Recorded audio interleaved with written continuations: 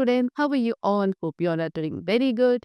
So today, students, we have to start our 17th chapter of class 5, which is about role of India in world peace. So India या Indian country का क्या role रहा है world level पे peace maintain करने का, that we have to discuss today. Okay, चलो. So let's start a chapter. India is a peace loving country. It wants that all the countries of the world should live peacefully and cooperate with one another in their economic and social progress. It does not like any type of prejudice among the people or among the communities. Hence, India was called the Golden Bird in ancient times. A number of scholars and saints were born here. They spread the message of peace, non-violence, and truth throughout the world. We shall study in this chapter about the contribution of India to the peace of the world. So India क्या है? India काफ़ी peace loving loving country है. ये क्या चाहती है कि world में जितनी भी कंट्रीज़ हैं वो सब शांति से, प्यार से रहे, एक दूसरे के साथ कोऑपरेट करे उनके हर एक इकोनॉमिक और सोशल प्रोग्रेस में. ठीक है, किसी भी तरीके का प्रेजुडाइज जो होता है लोगों के बीच में या कम्युनिटीज़ के बीच में, वो इंडियन कंट्री को पसंद नहीं है. इसलिए इंडिया को पहले टाइम पे क्या कहा जाता था? गोल्डन बर्ड, दैट इज सोने की चिड़िया कहा जाता था. काफ़ी स्कॉलर्स और सेंट थे जो यहाँ बॉर्न हुए हैं. ठीक है, इन्होंने क्या पीस, नॉन वायलेंस और ट्रुथ का मैसेज जो है वो स्प्रेड किया थ्रू आउट द वर्ल्ड. सो उन सभी के कंट्रीब्यूशन के बारे में ही आज हम इस चैप्टर में पढ़ेंगे, किस तरीके से उन सभी का कंट्रीब्यूशन रहा for maintaining peace, love in the country और इन द वर्ल्ड. सबसे पहले India in the United Nation. India का क्या है यूनाइटेड नेशन में रोल, वो पढ़ते हैं. सी, India also cooperates the United Nation in many ways. So in the last chapter we have discussed about United Nation also. So उसमें से क्या इंडिया क्या करती है, कहीं ना कहीं यूनाइटेड नेशन को कॉपरेट करती है बहुत सारे तरीके से. It has always supported and cooperated with the United Nations whenever the need arose. It was at the insistence of the Indian that the Declaration of Human Rights and Freedom was added to the Charter of UN. ठीक है, हमेशा से ही क्या करा है, United nation को जब भी ज़रूरत महसूस हुई है इंडियन कंट्री ने हमेशा उसको सपोर्ट किया है, कोऑपरेट किया है. इंडियन कंट्री के ही एग्जिस्टेंस पे जो है आपका ह्यूमन राइट और फ्रीडम का जो डिक्लेरेशन था वो यूएन चार्टर पे क्या किया गया था, ऐड किया गया था. India played a prominent role in Bangladesh's entry to the UN. Dr. Nagendra Singh was twice elected 1973 to 1987 as the Chief Justice of the International Court of Justice in 1985. Indian country एक बहुत prominent role play करती है. तभी इसी की role की वजह से यूएन में क्या बांग्लादेश की एंट्री कराई गई थी. डॉक्टर नागेंद्र सिंह क्या 2 बार इलेक्ट हुए थे as a chief justice of the international court of justice in 1985. उसके बाद डॉक्टर राधा कृष्ण को इलेक्ट किया गया था as a chairman of UNESCO के चेयरमैन के रूप में in 1956. He is doctor Radha Krishna and he is doctor Nagendra Singh. उसके बाद India has been the member of United Nation since it was organized on 24 October 1945. India जो है यूनाइटेड नेशन का member कब से, जब से यूनाइटेड नेशन स्टैब्लिश हुआ था 24 अक्टूबर 1945 में, तब से इसका मेंबर है. इंडिया का फुल फेथ है in aims and objectives of UN. UN के जो ऑब्जेक्टिव्स है, फेथ है, उनमें पूरी तरीके से इंडिया क्या करता है, सपोर्ट करता है. It was also elected to the security council. India को सिक्योरिटी काउंसिल के लिए भी इलेक्ट किया गया है ना. एक एक्टिव मेंबर इंडिया रहा है किसका, WHO, UNESCO, UNICEF and FAO का. फिर श्रीमती विजया लक्ष्मी पंडित, ठीक है, was elected the president of the general assembly of the United Nation 1953. ठीक है ना. किसको, this is the picture of Shrimati Vijaya Lakshmi Pandit. इनको क्या इलेक्ट किया गया था, किसके रूप में, as a president of the general assembly. कब, यूनाइटेड नेशन की जो जनरल असेंबली होती है उसके प्रेसिडेंट में इनको इलेक्ट किया गया था 1953 में. And she was the first women president of the UN General Assembly. UN General Assembly की पहली वुमेन प्रेसिडेंट थी ये. ठीक है. India has always stood against injustice towards mankind. It oppose strongly the operation of the blacks by the whites minority of the South Africa. It organizes world opinion against the policy of the then government of South Africa. It organized world opinion against the policy of the then government of South Africa. It also supported the Palestinians who were being deprived freedom in their own land, Israel. So India हमेशा जो injustice होती है Mankind के doors, उसके हमेशा against fight India करती है. इन्होंने काफ़ी स्ट्रांगली फाइट किया था. जो ब्लैक्स के ये क्या किया जा रहा था, ऑपरेशंस किए जा रहे थे by the whites in South Africa, उसके अगेंस्ट इंडियन सोसाइटी ने क्या किया था, फाइट किया था.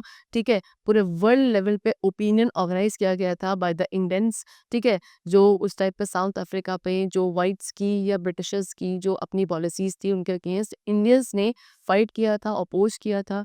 प्लस जो पैलेस्टीनियंस थे उनको भी सपोर्ट किया गया था, जो किसके उससे डिप्राइव्ड थे, उनकी खुद की जो लैंड थी इज़राइल में, वो उससे फ्रीडम चाहना चाहते थे, उसको फ्रीडम चाहते थे, उससे डिप्राइव्ड थे, उसको भी इंडियन कंट्री ने क्या किया था, उनका सपोर्ट किया था। India has sent its many soldiers to various countries. अपने सोल्जर्स को इंडिया ने बहुत सारी कंट्रीज़ में भेजा, जैसे कि Zaire, Sri Lanka, Korea, Somalia, Iran etcetera, as a part of UNPKF. UNPKF क्या है? United Nation peace keeping force. इसका पार्ट बना के हमारे इंडियन कंट्री ने अपने सोल्जर्स को बहुत सारी कंट्रीज़ में भेजा है।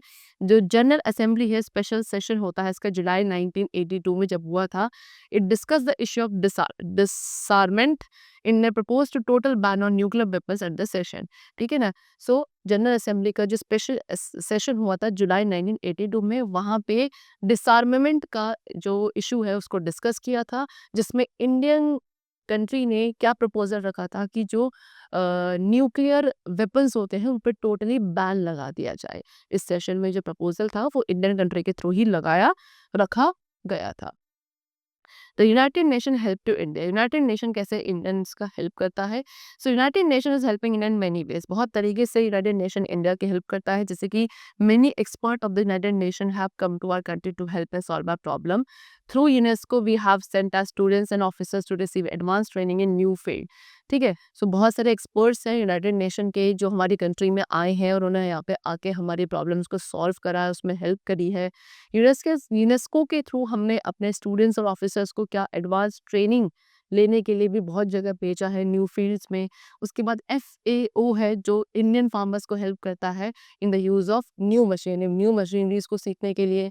It also advise how to increase production milk and milk products. ठीक है ना? मिल्क और मिल्क के प्रोडक्शन को कैसे बढ़ाया जा सकता है, उसको उसके थ्रू जो एडवाइस हमारे इंडियन फार्मर्स को मिलती है वो FAO के थ्रू प्रोवाइड कराई जाती है। ठीक है, जिसकी वजह से क्या it have been making the Terai region Uttar Pradesh fit for cultivation.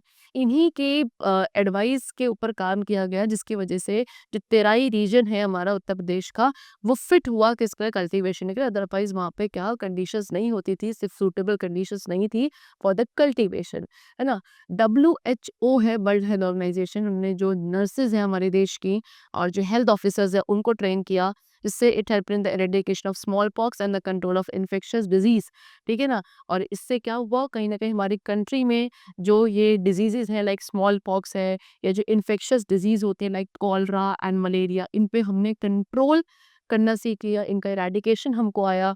Okay, it supplies vaccines. WHO क्या करता है, वैक्सीन्स भी सप्लाई करता है हमको, सो दैट हम ट्यूबरकुलोसिस जैसी डिजीज को कंट्रोल कर सकते हैं। यूनिसेफ क्या करता है, सेवरल प्रोग्राम्स उसके हैं इंडिया के अंदर, जैसे आंगनवाड़ी इसके लिए है, for children and for the caring mother's.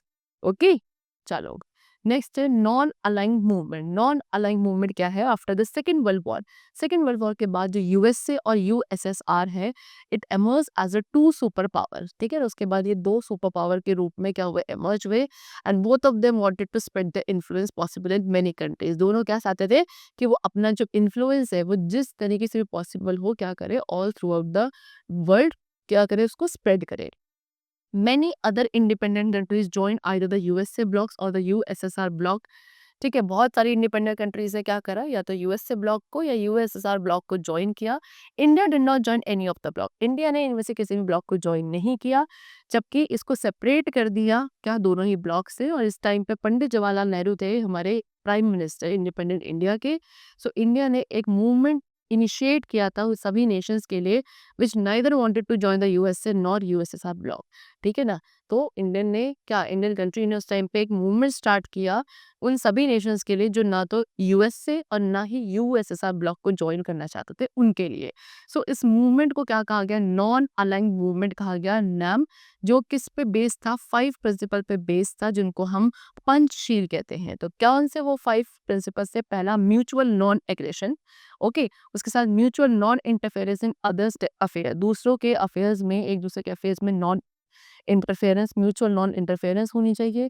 Peaceful existence रहे, इक्वालिटी और म्यूचुअल बेनिफिट्स हो, म्यूचुअल रिस्पेक्ट हो एक दूसरे के टेरिटरी इंटीग्रिटी और सॉवरेनिटी के लिए। सो ये पंचशील 5 प्रिंसिपल्स थे जो किस non aligning movement in basis पे बनाया गया। अब जो ये नॉन अलाइनमेंट मूवमेंट नाम जो था, ये बॉर्न हुआ सितंबर 1961 में, और जो इसकी पहली मीटिंग थी वो कहाँ हुई? बेलग्रेड में, जो कि यूगोस्लाविया में था। ओके, यूगोस्लाविया में था। प्रेसिडेंट नसीर थे इजिप्ट के, और पंडित जवाहरलाल नेहरू कहाँ के थे? इंडिया के थे। और जो हमारे प्रेसिडेंट थे, कौन?